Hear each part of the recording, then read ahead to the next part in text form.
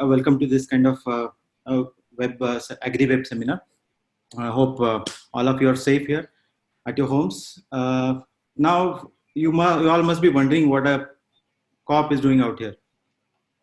So let me just brief you the background from where I'm coming actually. Presently, I'm Superintendent of Police in one of the remotest and rural district of India called as Dhemaji that belongs in Assam. It is at the foothills of Arunachal. And but that is not the capacity in which I'm coming right now. I'll be speaking mostly in my capacity as a personal academician. Basically, 2 years back, I was in UK appreciating a mid-career course, MSc in Science and Technology Policy. So that is where I came out with a research topic called as Precision Policy Making in Indian Agriculture using AI and Big Data. So 2018 is when I used to be there. I should say it was 2018 BC, that is before Corona, as the world is currently divided into BC and AC.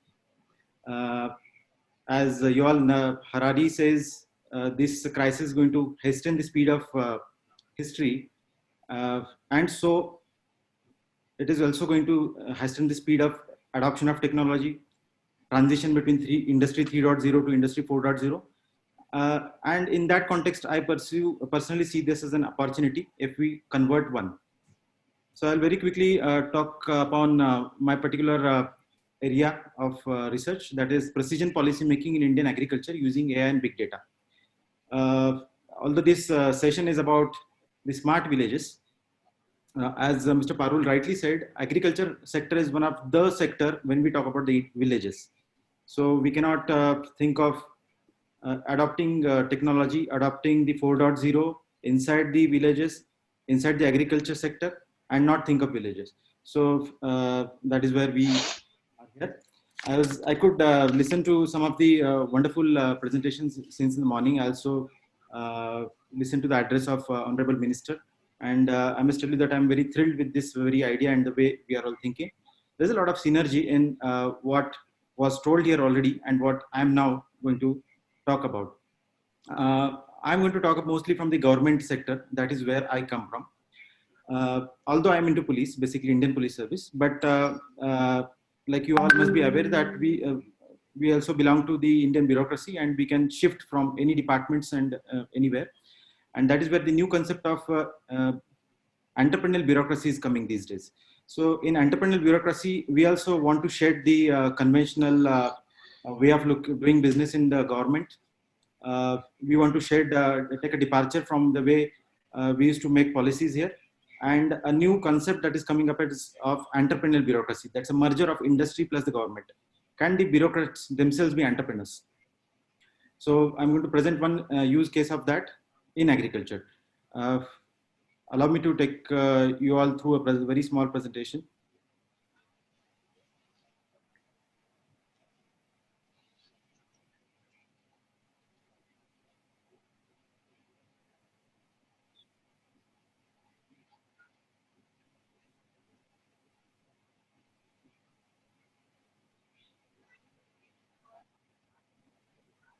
I hope my screen is shared.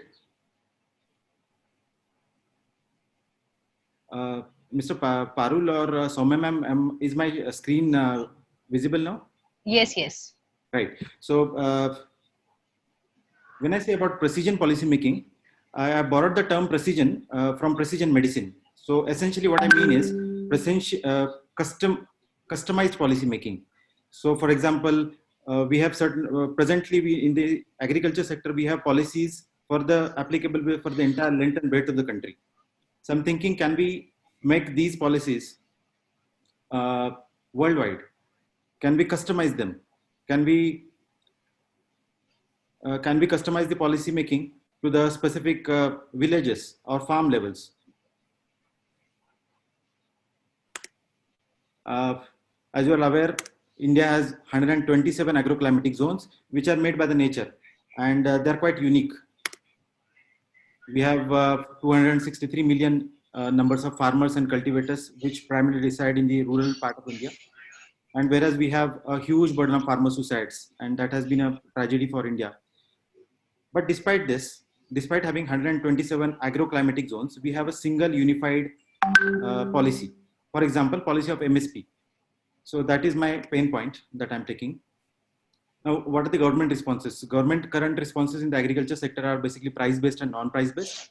In the price-based, we have MSPs, we have tax subsidies to the fertilizers. In the non-price-based, we have loan waivers, PM Kisan, ENAM, marketing, AgriCorp insurance is there, and so on. But that somewhere there is a one-size-fits-all approach, which is what I'm trying to make a case for changing. So what happens when we have a pan-India policy like MSP? So first of all, that is applicable for entire year. So the policy is revised only in the next Kharif or next Rabi, and that is based on old data. Suppose the policy, MSP policy that is being looked at currently is based on the data of 2018 and which was processed in 2019, and that is being applicable by our farmers today, whereas the world has moved around. So as a result of this, we see certain problems like there's a bumper crop production, there's a price fall in certain commodities, and in other commodities we have shortages. So now, what is the solution? The solution I was imagining was twofold: the product innovation and the policy innovation. And if you combine these two, that is what I'm calling as precision policy making. So without taking you through these jargons, I'll quickly explain what is a product innovation. So basically, I'm making a case or a policy advocacy for government stepping in and government creating this particular big data analytical platform in which we'll map various data taken from everywhere. So typically we will hold a company. The government should float a PSU called as AgriDome or something, you name it, anything. So this company will initially lay down a huge network of big data sensors. These sensors will be mostly related to different areas like environmental sensors. We could map the precise soil patterns, the weather patterns, the water table, irrigation problems, patterns. The same company will take the data on farmers, that is cropping pattern, what is the area under cultivation, how is the crop health, what is the land data, land records. And the third set of data is economic data. So data on the agri inputs,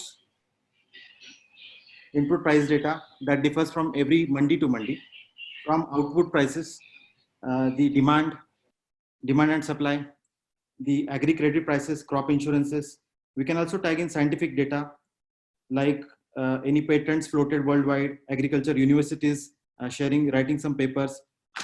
We can take some data from the feedback from the farmers, the policy watch globally we can harvest into this particular platform, and we create a product with bolstering this huge big data that will come through. We need to process this data, and this is available when we are talking about 2020. So when we process the data based on the AI and the big machine learning capabilities, we would get something called as a prescription, policy prescription. So that is what I'm calling as policy innovation. So this policy prescription is basically something which will show to our farmers as to what they should grow. So in fact, one of the speakers mentioned about Microsoft AI-based engine, AI app. So that is somewhat similar I'm talking about, but this time it is the government who is trying to make it. So this company or a body, a single umbrella body, that is why I've called it as AgriDome or something. So this will be a single mentorship body for all the corporate, all the farmers, all the supply chains, and all the stakeholders. It will be customized to region or the farmer. It will be highly evidence based, and it will be real time. It will be adaptive. So this is this policy prescription will be both dynamic in terms of space and time. So how it will be, I'll explain in some while. And through this, we can also facilitate the technology adoption as well as cooperative farming and sorts like that. So the plan of action that I'm proposing through my policy advocacy is that, as I've already talked, this company would lay out the big data sensors, and there'll be a algorithm. Based on that, it will be shown. Now, suppose I am a farmer of a state like, for example, Karnataka. So the moment I feel that my crop is ready for sowing, I simply have to go to my nearest agri kiosk in my village and I'll give my authentication.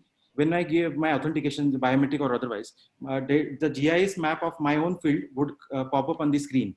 This GIS data will be historical data. It will also show on as to what were the cropping patterns that I took in last 5 years, what were the yield return on investments. This smart algorithm at my place back in Karnataka is going to know what is the precise pattern of environmental factors in my field, what is the water table, what is the weather today and likely to be in the next 6 months, what are the agri input prices prevailing in my particular tehsil of that Karnataka example, what are the prices internationally prevailing, what are the demands looking at, and based on all these choices, the algorithm is going to suggest me a list of say 20 basket of choices. So maybe I'm from Karnataka, so maybe I come from semi-arid region, so I should be growing jowar this time. So number one will be a policy prescription for me to grow jowar in my 2.5 acre price. Doesn't matter, even if it is low land holding size. I get number one as jowar. Whereas we are a democracy, I may not like to go with the jowar. I may not have technical know-how. I'm not comfortable with that with my family background. So maybe I would like to go for number two, which could be soybean. If not, maybe number three, some vegetables. So this suggestion will be necessarily taking into account what grows best in my area and what is required in the country as such. So suppose tomorrow our this algorithm maps that there is going to be a drought in Africa, say on cotton, or there is an attack of bollworm in say Southeast Asia. Very quickly we know that there is an opportunity which we can cash by producing more cotton. So, but then we don't tell this to every person, every farmer in the country. We tell only those farmers where the cotton really grows and where there's a potential. So there the cotton would pop up on the higher choices. In my research, I found that, and this is a well-known fact, that to grow 1 kilogram of rice in the field, we require 2,500 liters of water if you're a farmer in this area, that is Northeast or Bengal. But if you want to grow 1 kilogram of same rice in Punjab and Haryana and that belt, you require 4,500 liters of water. But despite that, if you look at the figures of production, we have more rice grown in Punjab and Haryana. So this is counterintuitive. We are depleting the water table out there. So how do you dissuade the farmers of that region by growing, for not growing the rice, and how do you persuade farmers where it grows to grow it? So this we can do by incentivizing the farmers to choose the number one, number two, number three, or the topmost choices by offering inverted pyramid kind of incentive matrix, which means if I'm a farmer of that Karnataka example, and if I want to go with my first choice offering, which was jowar, then I get a better subsidy. I get higher MSP for my field for jowar. I get free seeds, free fertilizers, or whatever, higher subsidy on fertilizers, free electricity, maybe a tractor solution or something. If I choose number two, I get slightly lesser offering. Number three, slightly lesser offering. So likewise, if I'm a farmer from Punjab, so my algorithm is going to reflect the rice to be grown on the 20th priority, so that I don't get anything. And despite that, if I want to grow, doesn't matter. But this economy is going to make wonders, and that is going to modify the choices of our farmers because we are telling them on an evidence-based this thing. By that way, we will never have bumper crop production, because the moment there is a optimal crop production, say of onions in the country, our algorithm is going to know that okay, this much is the cropping period right now, and this is the likely yield 2 months later or 6 months later, which means now we should stop or dissuade farmers from growing onions anymore. So wherever it was there on the second or third choice, it falls down. So that is why I say it is a dynamic policy making. It is a precise policy making. So the MSP is going to differ for jowar if I am from Karnataka. It is going to differ if I am from Punjab, and it is going to differ if I am from Manipur. So that is what I called as precision policy making. Not only that, it is going to differ my MSP in my field vis-a-vis my neighbor field. Now we can also promote the cooperative farming. Somebody talked in the morning that we have a problem or burden of low land holding size. So, so like if I say that I'm a farmer with 2.5 acres and I want to grow, the same algorithm would talk to me, hey, if you come back with some of your neighbors, and then make it a large farm size of 40 acres, you get still more offering. So economy is the one, the package or the incentive that this model will try to forge the alliances between the cooperative farmers. So all of them come together, and then this agridome company basically gives them that kind of technological solutions. Now, the moment I choose number three as a crop, for example, I choose soybean in that my example. So the moment I choose, there is will be some kind of agreement between me and me as a farmer and the agridome company. So that agreement will be that whatever choices that were offered at the time of signing in that agreement, the agridome will be committed on behalf of Government of India or that particular state government to offer to me based on milestone payments. And my crop will be constantly monitored by this company.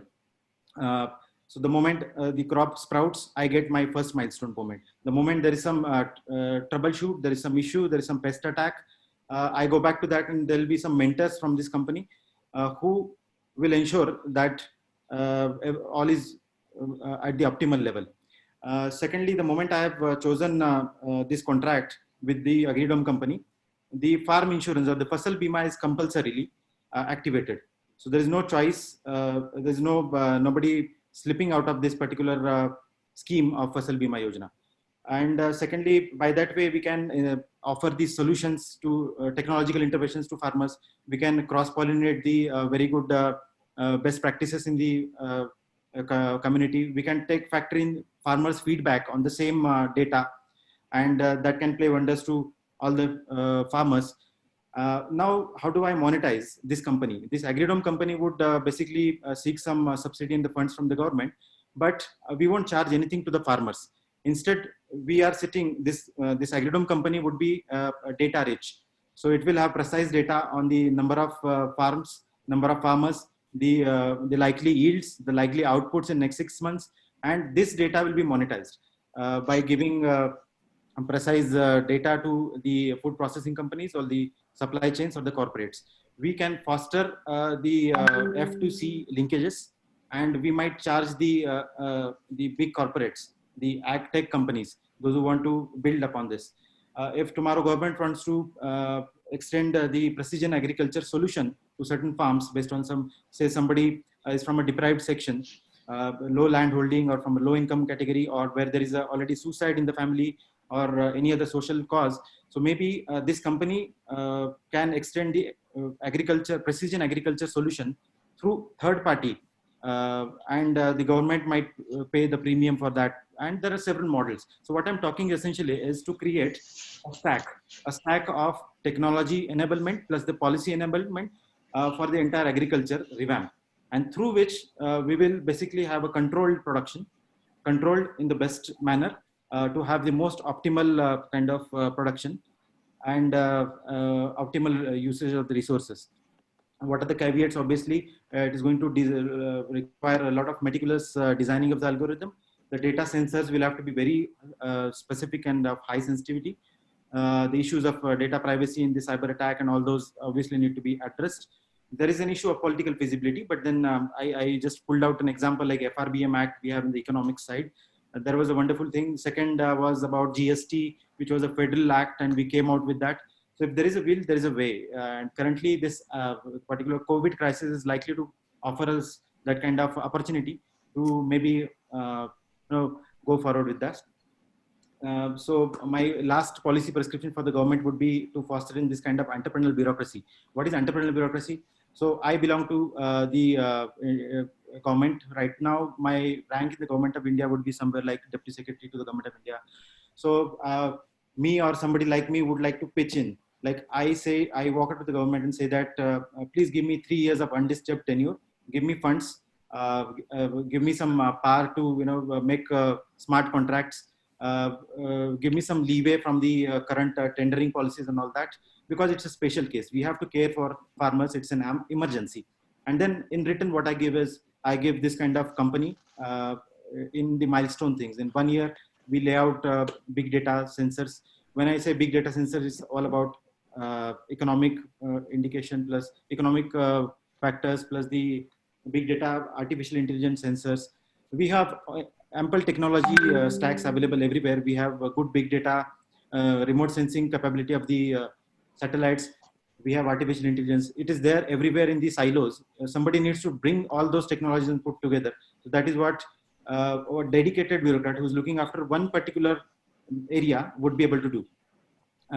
So that will also, this company or this bureaucrat will aggressively push for the agri-tech innovation incubation with the ag-tech companies. There'll be constantly horizon scanning, and there'll be hackathons and ideathons, and it will be dedicated kind of this thing for a, lastly, what I call as radically transformative precision policy making. So that's all I had from my side.